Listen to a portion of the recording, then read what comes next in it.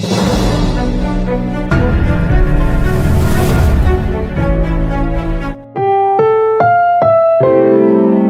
programang ito ay rated SPG. Striktong patnubay at gabay ng magulang ang kailangan. Maaaring may masiselang tema, lengguwahe, karahasan, sexual, horror o droga na hindi angkop.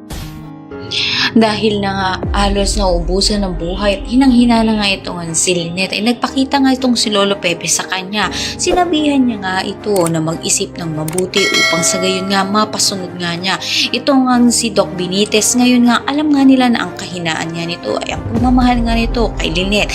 Kaya naman sa muling pagmulat nga nito ni Lynette ay nakaisip siya ng pagkakataon nga na magbago nga dito nga kay Doc Benitez na magpakitang mabuti nga siya rito na kung saan kukunin nga niya sana ang kanyang bag dito sa kanilang kotse, ngunit ang inutusan niya ito nga si Doc Benitez at saka nga siya nilagyan niya ng pagkain to ng isang pampatulog upang sa gayon tuluyan na nga siya na makatakas at maisuplong na nga niya itong ang kanyang asawa sa pulis. Tingnan natin kung magtatagumpay nga ba itong si Lynette sa kanyang naisip na plano upang makatakas na nga siya ng tuluyan. At lahat na yun naman natin, maraming salamat sa inyo.